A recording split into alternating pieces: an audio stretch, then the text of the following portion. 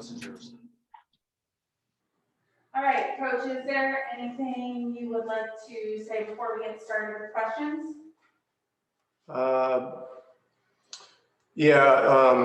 Trey Burke is out tonight. He did not travel. I think we made that clear yesterday.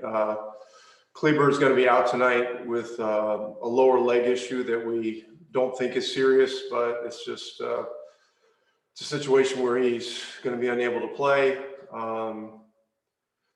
Reddick stayed back in Dallas with Casey Smith to do work out there. Casey also was working with Trey Burke, who we believe there's a good chance Trey will be available tomorrow. Reddick has continued to make progress, but there's no definite timetable. KP is playing tonight, and I think that's it. Okay, great. Callie, why don't you start with questions? Hey, Rick. That was a lengthy injury list, but on the topic of KP, you mentioned that the wrist injury is something he's been playing through since January. How much of that is something that, I guess, how does he manage that on a regular basis, and how had he been able to kind of play through that for about 6-8 weeks or so? Yeah, it's been going on for a while. I've been watching him, do this in games. I don't know if you folks have seen some of that. Wrists are tricky. There's a lot of little bones in there. There's not a lot of circulation. I had a broken wrist in high school, and it took a long time to heal. It's just, and it's a joint that's obviously very critical to, the ability to shoot the basketball. So I think what it says is that this guy is very tough. He's been playing with it, and so the other day it was bothering him enough to, take a day, see Doc,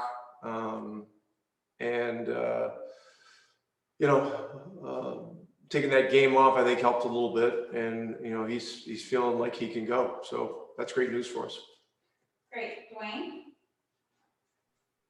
Yes, Rick. Hubert Davis was named the head coach at North Carolina, his alma mater, yesterday. You had Hubert 1 year in Detroit.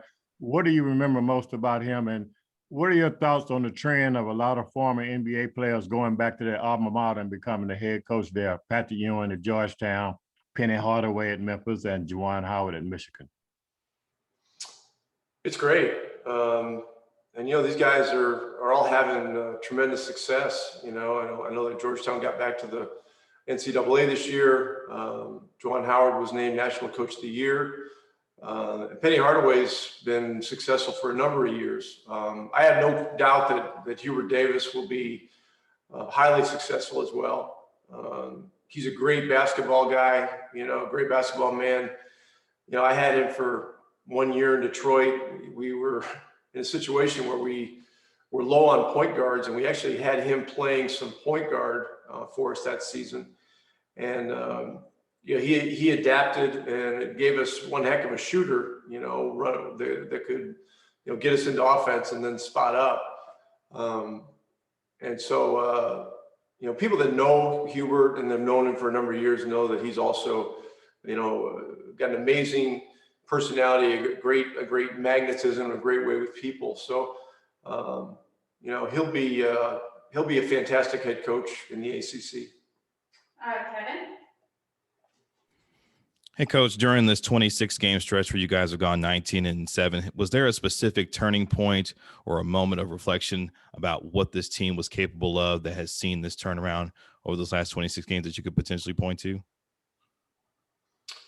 Well, the schedule at the beginning was going to be hard no matter what. And then, the COVID issues certainly heightened the challenges.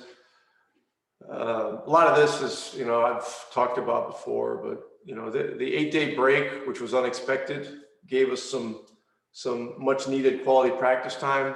So, and we were able to shore up some things defensively and clean up some things offensively. And, I don't know what the span is of the record that you just mentioned, but, this is a group that's a resilient group.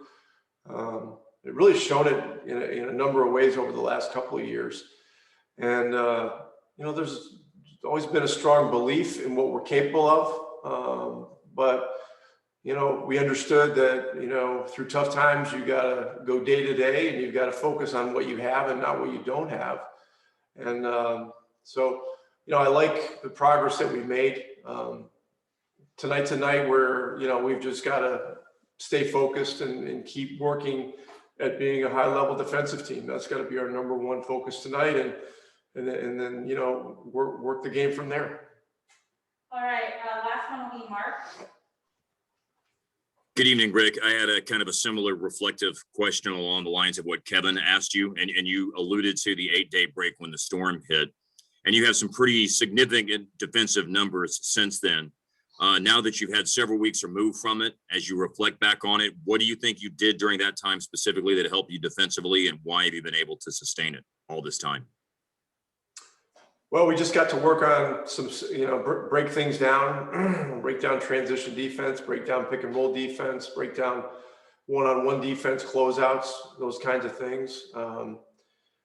This has been a very challenging season for everyone because of the limited amount of quality practice time.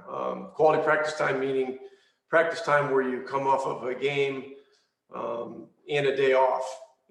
So essentially a two-day break, which, there haven't been many of those. And so,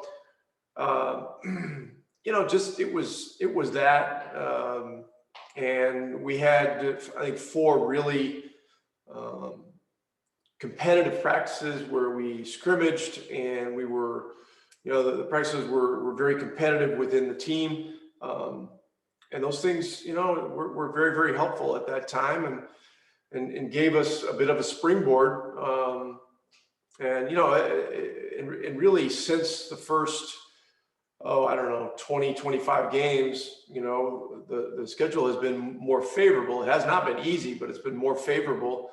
And that's helped us take advantage of that practice time. Okay, thanks everybody. We'll talk to you after.